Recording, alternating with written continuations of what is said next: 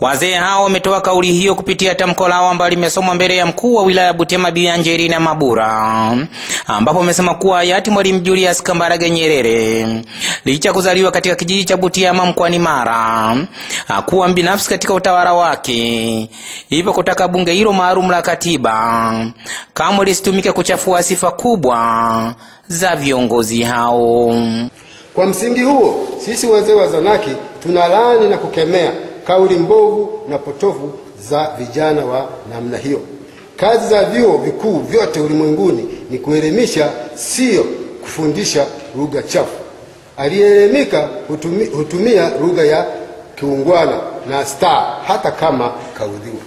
Vijana wasomi wa Tanzania wana sababu zipi za kutoheshimu na kuwaenzi na kuwatukuza waasisi wetu, baba wa taifa Mwalimu J.K. Nyerere na Sheikh Abeid Amani Karume?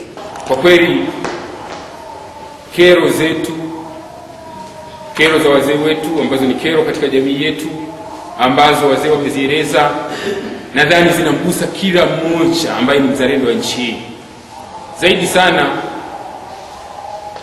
hasa kauli tata za kukejeli waasisi wa taifa letu Mwalimu Julius Kambarage Nyerere ambaye ni hayati na hayati mzee Abeid Amani Karume, kwa kweli nadhani ziligusa kila mmoja wetu, na zaidi sana mahali hapa Butiama ambapo huyu baba wa taifa amezaliwa na hatimaye amezikwa mahali hapa.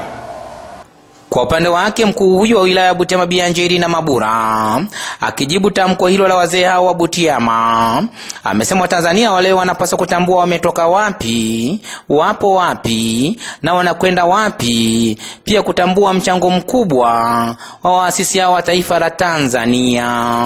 Wapendwa sana wazee wangu, kama Watanzania hatuna budi sote kutambua tumetoka wapi, tuko wapi na tunaelekea wapi. Tukiweza kutambua hilo wote kwa umoja wetu, itaturahisishia sana kujitambua kama Watanzania waliolelewa katika taifa moja lenye upendo, amani, utulivu na mshikamano. Kwa maana hiyo, kizazi cha sasa ambao baadhi yao hawajatambua historia ya taifa letu na ambao wanaonekana hawana hata nia ya kutaka kujifunza na kujua historia hii, watu hawa wanahitaji kusaidiwa na kutambua historia yao. Mimi ni George Marato, ITV Mara.